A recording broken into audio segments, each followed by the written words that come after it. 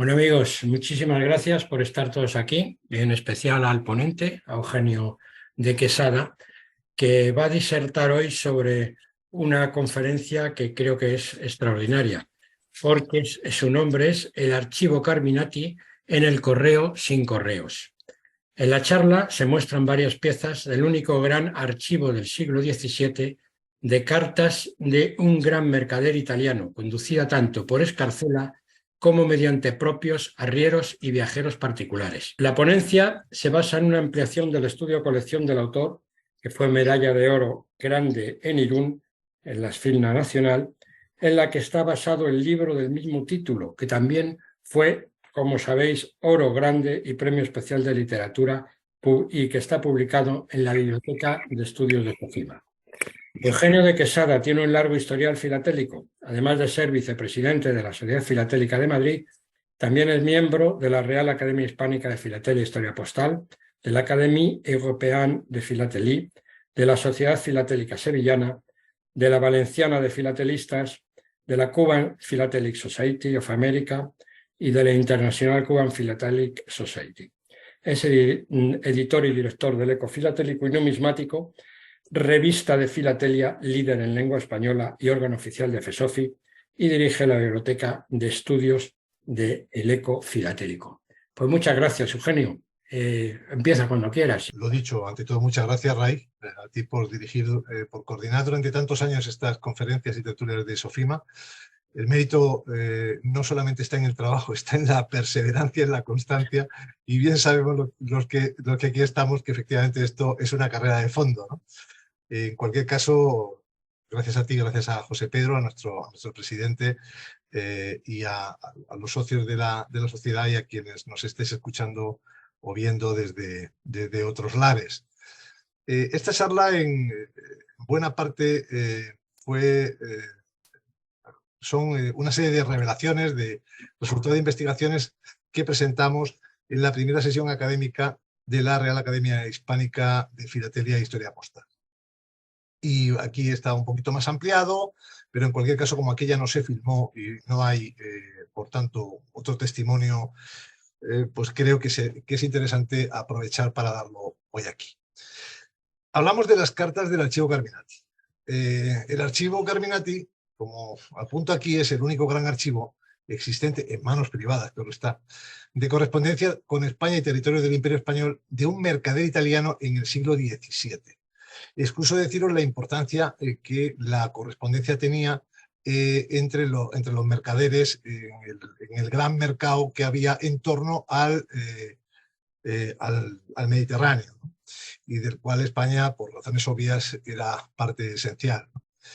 Este archivo constituye el mayor exponente del periodo denominado, o que llamamos precursores, en la época de los privilegios reales, que era cuando los monarcas otorgaban a hostes y a correos mayores efectivamente privilegios, exclusividades en la conducción del correo, y que terminaría con la llegada de los Borbones, cuando en 1716 Felipe V incorporó el correo a las reales rentas.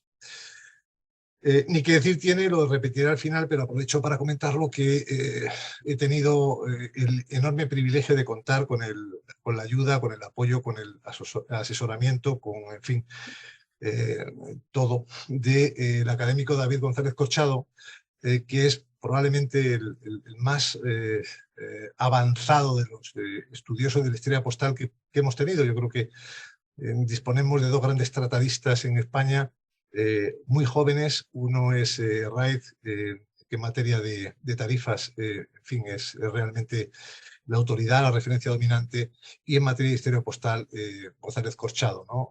Es una maravilla que en un sector, una actividad como la nuestra, haya tratadistas tan jóvenes, que están a la altura en cuanto a la calidad de sus aportaciones a los grandes tratadistas de este siglo, como pueden ser pues Martín Espina en las emisiones del siglo XIX, el doctor Schier, etcétera, ¿no? Entonces es un privilegio. Pues yo he tenido, como digo, el placer, y nunca me cansaré de darle las gracias a David por su generosidad, ¿no? Porque gracias a esa transferencia de conocimiento yo he podido entender muchas de las cartas de las cuales aquí se exhibe una pequeña parte. Como decía, he tenido el privilegio de adquirir el fondo principal del archivo Carminati, formado por piezas excepcionales de la correspondencia de los hermanos Pietro y Marco Carminati, mercaderes italianos con una vasta relación comercial a través del correo de mercaderes o de Escarcela, del que he seleccionado algunas piezas para cuyas descripciones, como os decía, he contado con la inestimable ayuda de David. Todas estas cartas son correo de fraude o fuera de valija, que es a lo que está dedicada mi colección, el archivo, el correo sin correos. Esa es, en fin, es un juego de palabras, ¿no? Es el correo, la correspondencia sin correo, sin la institución, sin la Real Renta o sin la sociedad estatal actual, ¿no? Hablamos, por tanto, de correo de fraude o fuera de valija conducido al margen de los correos mayores, tanto en España, en Madrid, Barcelona, Valencia, Albacete y Alicante, como desde Italia, Bérgamo, de donde procedían, por cierto, los hermanos Carminati, Milán, Nápoles y Venecia, Flandes, Amberes y Lille, y las provincias unidas de Holanda, en este caso Ámsterdam, así como las grandes potencias europeas de la época como Austria, Portugal, Francia e Inglaterra. Lo que aquí se presenta es una pequeña parte, son 6 casos, 6 cartas, que, como digo, no suponen ni el 10% de las cartas que hay. Algunas son bastante espectaculares, pero hay otras que no se presentan aquí, que son tanto o más espectaculares que estas. Con lo cual, imaginaos la enorme satisfacción que tiene un coleccionista cuando puede encontrarse con este material tan extraordinario, porque una cosa es, como bien sabemos, los coleccionistas, investigar en archivos, y otra cosa es tocar las piezas, que sean nuestras, ¿no? Cómo nos carga el hecho de que podamos ser los que las tengamos, ¿no? Y las conservemos. Y en ese sentido reivindico el papel de los coleccionistas como conservadores de nuestra historia postal. La primera es una carta circulada fuera de valija entre Albacete y Madrid, dirigida a Pedro y Marco Carminati, remitida por otro mercader, por Pedro Vidara. La misiva fue transportada por el arriero Juan Ruiz, tal y como figura en la anotación del ángulo inferior izquierdo de la cubierta. 7 años, esta carta es la carta de cosario más antigua conocida. Es 7 años anterior a la más antigua, que además ha salido recientemente a subasta y ha alcanzado un precio bastante espectacular. Aquí tenemos la inscripción en el margen inferior izquierdo con Juan Ruiz. Como sabéis, el margen inferior izquierdo, ya lo iremos viendo, es el sitio habitual donde se hacían las consignaciones postales, y por tanto cartas de la época de precursores puede haber muchas, pero cartas que tengan consignaciones específicas en el marco inferior izquierda, pues ya hay bastantes menos, y más, ya digo, con la espectacularidad de algunas de las que aquí vamos a ver. Bueno, la identidad y oficio del portador, la carta nos resulta conocida gracias a 2 alusiones a su persona contenidas en sendas cartas del mismo archivo, ¿no? En la primera mención, que aparece en esta misma carta, alude a que lo que quiero suplicar a vuesa merced es que con el portador de esta, que es Juan Ruiz, me haga de enviarme 12 varas de jerguilla, que era una tela delgada de seda o de lana, mezclada de una o de otra, que se parece en el tejido a la jerga, por eso lo de jerguilla. De estas que lleva el color que a vuesa merced parezca que sea honesta, que la quiero para un vestido para mí, que yo daré a Juan Ruiz lo que vuesa merced librase. Es una forma estupenda, ¿verdad?, de dirigirse al portador de la carta, al cosario castellano del cual estamos hablando. La siguiente referencia que nos consta aparece en el interior de otra carta fechada una semana después. El mismo Pedro Vidania nos da cuenta de cómo hace unos días envió una carta con este arriero. Después escribí con Juan Ruiz que llevaba ropa para vuesa merced, que habrá ya llegado. Bueno, el término ropa, al que se encuentra referida a la jerga mercantil. La ropa es un atillo en el cual con tela se cubría, ¿no?, o se hacía un atillo con cualquier otra mercancía, ¿eh? Pero el término ropa, ya digo, lo vemos con cierta frecuencia, pero no es que se transportase ropa, podían ser otras cosas, pero siempre iban, como digo, envueltas en una tela, en un atillo de tela, por eso el término ropa. Las cartas de porte se ajustaban a una tipología propia que ponía en conocimiento del destinatario de toda aquella información de interés referida a la carga, cuyas condiciones debía acatar abonando el precio a los transportistas conforme a lo estipulado en la misma. Cuando hablamos de cosarios, y de cosarios, ¿verdad?, gaditanos, que son los más conocidos, el término cosario, no sé, como evoca, ¿no?, al de corsario, ¿no? Y en realidad un cosario es alguien que simplemente conducía o transportaba cosas, ¿no? De ahí lo de cosario, ¿no? Es cierto que cuando hablamos de los cosarios gaditanos está una maravilla, está muy bien estudiado, pero claro, estos cosarios de los que estamos hablando, ¿verdad?, son del siglo XVII, esos son del XIX, hay una diferencia, ¿verdad?, entre 1600 y 1900, ¿no? Bueno, con Jaime Huesca y compañeros, vecinos de esta ciudad, esto es lo que pone en la carta, remitimos a vuesas mercedes las mercaderías que aquí abaxo se declaran, que a su llegada se servirán mandarlas recibir en vintas y bien acondicionadas, pagándoles por su porte, se indica más abajo, tanto reales por la arroba, la arroba de hoy era la arroba como signo de peso de toda la vida, que fue incorporada por la informática, esa la de arroba, sobre 285 arrobas y los portazgos avisando a nosotros del recibo y mandarnos en qué obedecerle cuanta vida guarde, etcétera, etcétera. Como vemos aquí abajo indican, está contenido en la carta, al porte a 7 reales por arroba, los vidrios, que se rompían y eran más delicados, ¿verdad?, a 9 reales por arroba, y el acero, la caja a 7 reales y medio, ¿no?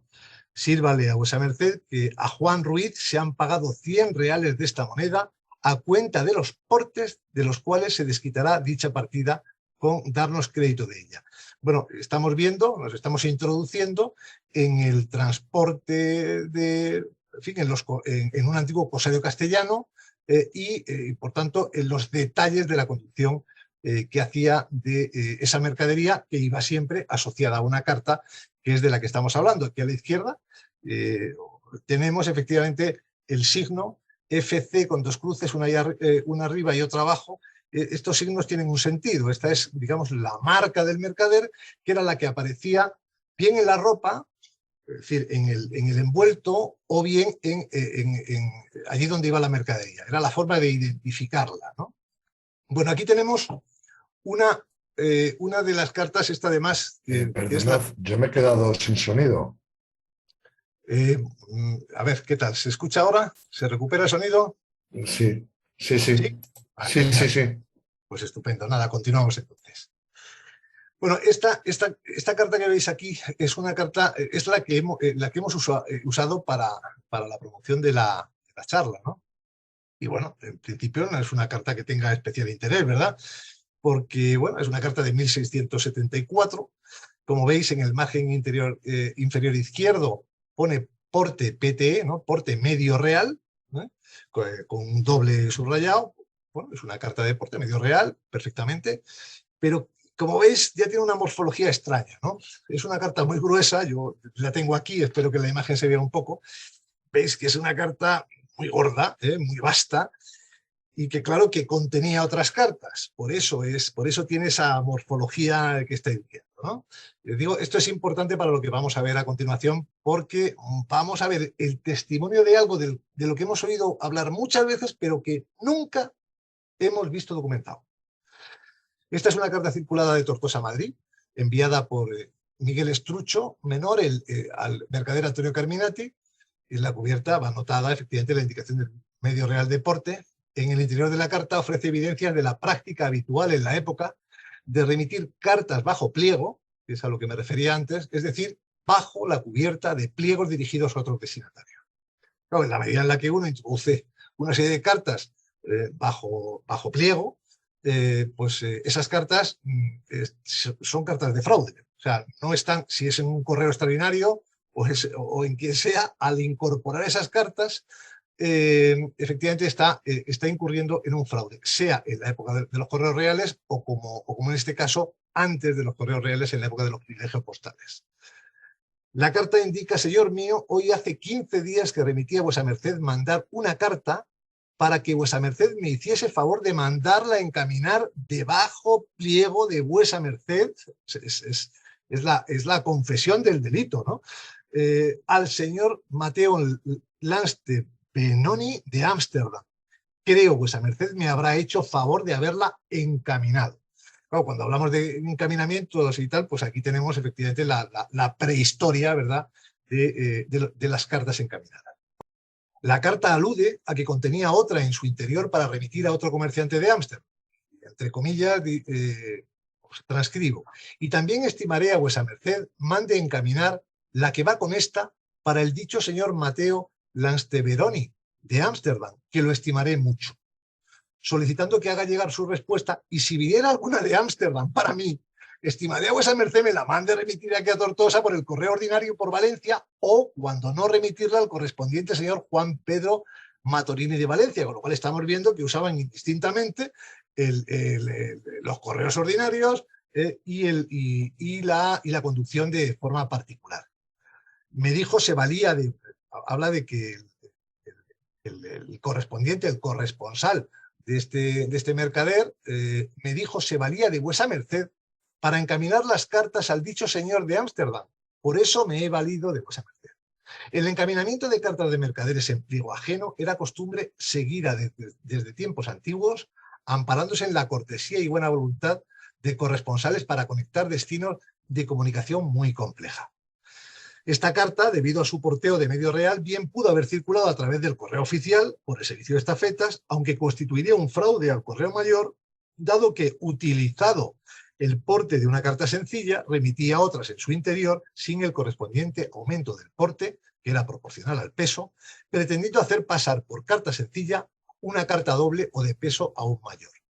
Insisto, todos hemos oído hablar de la conducción de cartas bajo pliego. Bueno, aquí tenemos una demostración palmaria de esa práctica, de esa mala práctica, que es la que motiva mi colección, que es un estudio de colección sobre las cartas de fraude y fuera de valija. O sea, el correo sin correos. Bueno, me vais a permitir ante nada, a mí la iconografía me encanta, pero claro, en estas cartas en las que no hay marcas, no hay sellos, no hay marcas postales, no hay, lo que hay son solamente inscripciones manuscritas, pues de alguna forma hay que ponerle cara a las cosas, ¿no? Entonces, claro, si hablamos de arrieros, fijaos en la imagen del arriero que hay, ¿no? Es que, veis, de la casa de la que sale, ¿no? Es que es genial para ser una imagen tan antigua, ¿no?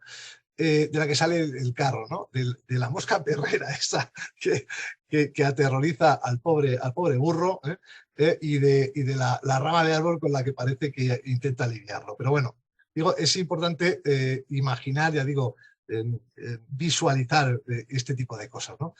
Bueno, esta carta, que es la que vimos antes con Juan Ruiz, la primera carta conocida de un cosario, constituiría uno de los primeros casos documentados en una colección privada en el que consta el nombre de un arriero o cosario en la cubierta de una carta, aludiendo al transporte de correspondencia. La conducción de correspondencia mediante arrieros, carreteros, acemileros y otra clase de transportistas de mercancías se encuentra documentada desde la Baja Edad Media, ya que constituía uno de los medios más seguros y económicos para hacer llegar una carta a su destino, aunque también era mucho más lento que el servicio de estafetas. Este tipo de modalidad de envío de correspondencia fuera de valija se encontró prohibida durante la mayor parte del siglo XVII, dado que constituía una competencia desleal con los privilegios concedidos por la corona a los correos mayores. No obstante, los arrieros operaron con cierta impunidad como fórmula alternativa de envío de correspondencia. Hay que entender que la figura del arriero es fundamental, es una figura, volvemos a la anterior si te parece, es fundamental porque es la que asegura el comercio entre las localidades. Eran los que iban por las veredas en una época en la que no había movilidad. El arriero era el que traía las mercancías, los productos de consumo, y a su vez conducía cartas. Esa figura, por cierto, por tanto, es para mí especialmente interesante porque es una de las claves de la conducción del correo al margen de los correos mayores o después de la Real Renta a partir de 1716. Bueno, en este caso, esta es una carta de aviso, pero es una carta de aviso con sorpresa. Es de 1655, está circulada entre Alicante y Madrid, dirigida también a Pedro Vidania, por Pedro Vidania a los hermanos Carminati, y en la cubierta de la carta aparece la anotación de aviso, que es una carta de aviso escrita de mano del remitente. Como siempre, es importante cuando queremos discernir entre algo auténtico y algo apócrifo, en materia de inscripciones manuscritas conviene tener en cuenta una cuestión esencial. Es tan básica que creo que no habría ni que decirla. En la medida en la que una anotación manuscrita esté hecha con la misma tinta que la dirección del destinatario, mirad, es prácticamente imposible, por mucho que quieras. Primero, se pueden imitar los pigmentos de la época y tal, pero que haga la misma impresión y que al final sea, tú estés viendo la misma impresión en tinta en una marca, digamos, como esta, en una inscripción manuscrita, que la dirección, si además tiene la misma grafía, eso es bueno per se. Siempre hay que desconfiar de aquellas inscripciones manuscritas las cuales la tinta sea distinta y la grafía, o sea, la mano por la que fue escrita, efectivamente no coincida. Esa es una cuestión general y esencial en esto que ahora nos ocupa, ¿no? Bueno, en este caso la anotación de aviso hace referencia a un préstamo concedido por importe de 6.420 reales de plata doble, su valor, que debía ser aceptado por los carminantes, ¿no? Lo que veremos ahora es a quién se concedía ese préstamo, ¿no? La carta probablemente circularía fuera de valija dentro de los circuitos comerciales de la Casa Carminati con sus socios y clientes. Claro, lo que dice la carta, que aquí lo tenemos, es: señores Carminati, después de escrito, se nos ha ofrecido sacarle 6.420 reales de plata doble o su valor a favor del señor Sebastián Malonda, que fijaos qué curioso, es el correo mayor de la ciudad de Alicante, que se servirán vuesas mercedes mandar aceptar y pagar con la puntualidad debida y que acostumbran con mandarlos a sentar en nuestro débito tal. Bueno, curiosamente, uno de los mayores infractores del monopolio que tenían los correos mayores, los hermanos Carminati, unos grandes comerciantes, unos grandes mercaderes italianos afincados en Madrid, resulta que prestaban dinero a por lo menos un correo mayor, no voy a decir a los correos mayores, ¿no? Pero es curioso que esta relación que hoy tacharíamos de corrupta, en cualquier caso, sería el término que les impondríamos hoy. Estamos hablando del siglo XVII y la idea de las connivencias que había entre aquellos que hacían circular la correspondencia fuera del monopolio impuesto por los privilegios reales con aquellos que debían de obligar a su cumplimiento. Si hablamos de cartas de arrieros, esta yo creo que es la gran pieza, ¿no? Es de 1655, es una carta de porte o recado acompañando mercancía circulada entre Alicante y Madrid, remitida por Josep y Juan Bautista Paravetti a los hermanos Pedro y Marcos Carminati, y contiene la anotación encubierta, la vemos abajo, ampliada un poquito más arriba, con 23 carros. 23 carros. Ahí en nada, estamos hablando de un convoy de mercancía. O sea, este ya no es alguien que llevaba un paquete, ¿eh?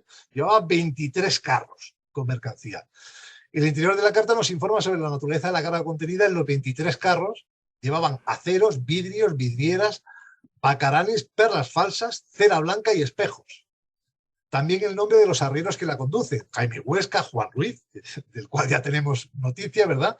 Vicente Pastor, Juan Royce, Francisco de Vera y Blas Chiles. Las arrobas de cada tipo de género y el precio al cual se pagan los portes de las 285 arrobas totales. O sea, a 7 reales por arroba se paga el porte. También nos muestran que la mercancía se encontraba señalada mediante el signo de mercader FC Fratelli Carminati. Como digo, esta es una carta singularísima, porque, cartas con 23 carros, efectivamente era un convoy, ¿no? Las cartas de porte se ajustaban a una tipología propia que ponía en conocimiento del destinatario de toda aquella información de interés referida a la carga, cuyas condiciones debía acatar abonando el precio de los transportistas conforme a lo estipulado en la misma, ¿no? Aquí tenemos la carta que le hemos estado viendo antes y la he comentado con anterioridad.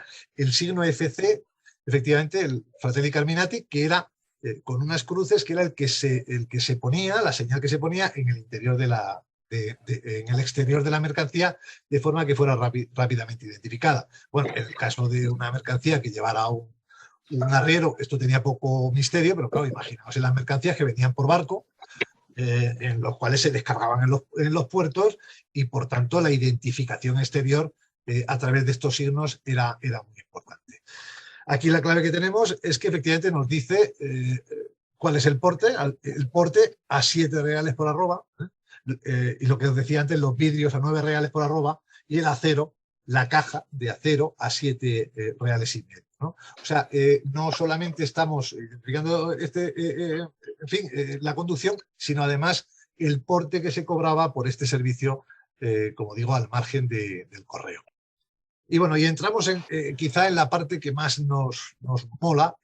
Durante mucho tiempo, las marcas más antiguas, fundamentalmente del siglo XVII, que se conocían sobre la correspondencia de Madrid, eran atribuidas erróneamente al Correo Mayor. Esto lo han hecho los grandes autores, los que no voy a citar, porque se les cita cuando hay que darle la razón, no cuando hay que quitársela. Los grandes autores, y esta es una verdad que ha estado impuesta siempre con una cortina de dudas, porque no se sabía qué demonios hacían esas cartas, esas marcas de cuño sobre cartas en una época en la que no había marcas de cuño. Sabemos que las marcas de cuño empiezan a partir de la creación de la Real Renta de Correos en 1716, y es cuando empiezan a aplicarse las marcas de cuño. Pero claro, estamos hablando del siglo anterior. Y por tanto, cuando hablamos de marcas de cuño, hablamos de lo que David González Corchado ha denominado con buen criterio los signum mercatoris.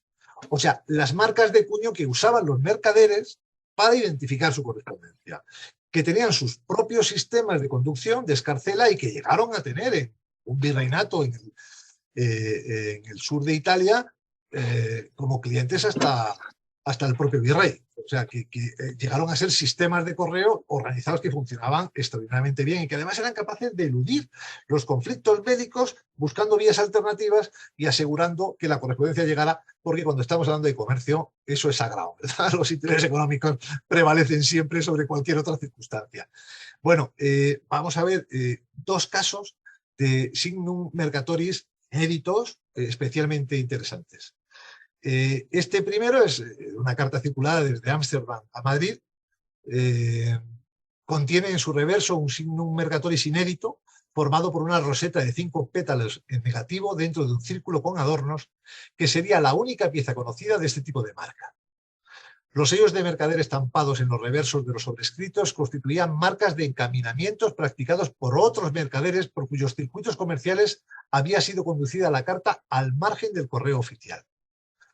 En el caso de esta carta encontramos también una anotación manuscrita de encaminamiento en la cubierta de la misma, Franc per Bordet R, que podría inducirnos a pensar que el primer tramo con el que se corresponde la marca de cuño se realizó de Ámsterdam a Burdeos y el segundo desde la ciudad francesa hasta su destino en Madrid. Como veis, es una marca de cuño especialmente bonita y que afortunadamente he podido incorporar a mi colección. Bueno, en este caso entramos en otro tipo de signum mercatoris. Esta carta circulada entre Viena y Madrid. La cubierta contiene un signum mercatoris estampado en seco, compuesto por un óvalo con corazón rematado por una cruz en forma de aspa. Cuando hablamos de las marcas en seco, acordaos, no sé, cuando era niño, una cosa que le pasamos un lápiz, ¿verdad?, por encima, y descubríamos el secreto, ¿no?, de la marca en seco. Bien, pues aquí tenemos un caso, y además el procedimiento es el mismo, pasarle el lápiz, ¿no? Bueno, y es que el archivo Carminati contiene un importante conjunto de marcas en seco con cuños y marcas de mercader en la cubierta de cartas procedentes desde sitios como Viena, Ámsterdam, Venecia, Milán, Bolonia o Bérgamo. La práctica de los agentes encaminadores europeos de marcar aquellas cartas en las que colaboraban en su conducción de una forma tan sutil como es la impresión en seco, sin tinta, de marca mercantil distintiva, permitía al destinatario de la misiva conocer a quién debía agradecer la merced de haber llevado la carta a su destino, siendo probable que existieran catálogos de marcas de los mercaderes con intereses convergentes con los Carminati, que ellos tuvieran su propio catálogo de identificación, que es lo que ahora está haciendo con un esfuerzo extraordinario David González Corchado, recuperando, y una parte de las marcas que se incorporan a su catálogo son las que proceden del archivo Carminati, que ha tenido ocasión de estudiar y que yo he tenido el privilegio de poder adquirir recientemente. Bueno, pues eso, daros a todos las gracias por haber escuchado estas pinceladas. Se trataba de una conferencia deliberadamente breve, así se me pidió. Y, por supuesto, aprovecho para agradecer a nuestro socio y académico David González Corchado su colaboración, su transferencia de conocimiento, sin la cual, lo digo y lo repetiré 1.000.000 de veces, pues no habría sido posible ni el estudio, ni el libro, ni la colección.